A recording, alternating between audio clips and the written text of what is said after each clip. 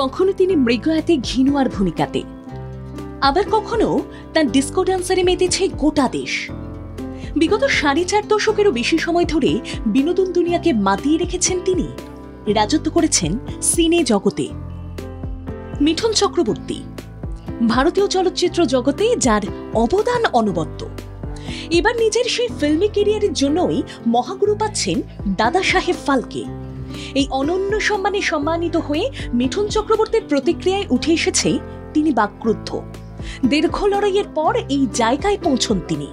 জানান এই পুরস্কার তার পরিবার ও পৃথিবীর বিভিন্ন প্রান্তে ছড়িয়ে থাকা ভক্তদের উৎসর্গ করার কথা।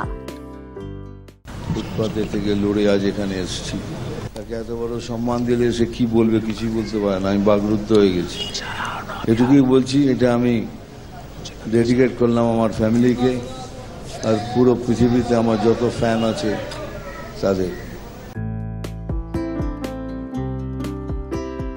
নিজের ভাগ্য অন্বেষণের জন্য তিনি পাড়ি দিয়েছিলেন মুম্বাই। তারপর থেকেই শুরু হয় তার অভিনেতা জীবনের লড়াই।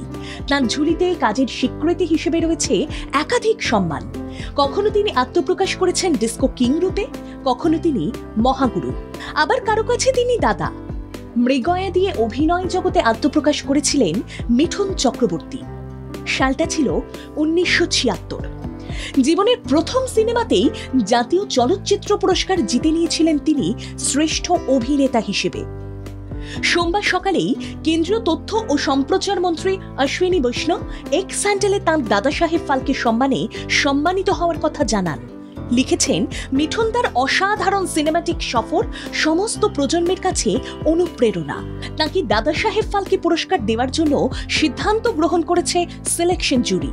সেই সঙ্গে মিঠুন চক্রবর্তীর ভারতীয় চলচ্চিত্রে অসামান্য অবদানের কথাও উল্লেখ করেন তিনি। মিঠুন চক্রবর্তীকে অভিনন্দন জানান দেশের প্রধানমন্ত্রী নরেন্দ্র মোদী। লেখেন, মিঠুন চক্রবর্তী ভারতীয় চলচ্চিত্রে তাঁর অতুলনীয় অবদানের জন্য মর্যাদাপূর্ণ দাদা সাহেব ফালকে পুরস্কারে ভূষিত হন। প্রধানমন্ত্রীর কথায় একজন সাংস্কৃতিক আইকন তিনি। প্রজন্মের পর প্রজন্ম মেতেছে তার বহুমুখী অভিনয়। চলতি বছরই মহাগুরুর ঝুলিতে এসেছিল পদ্ম সম্মান। কেন্দ্রীয় সরকারের তরফ থেকে তাঁকে সম্মানিত করা হয়েছিল পদ্মভূষণ সম্মানে।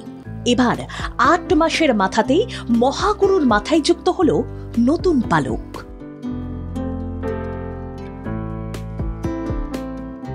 ব্যুরো রিপোর্ট, বাংলা জাগো।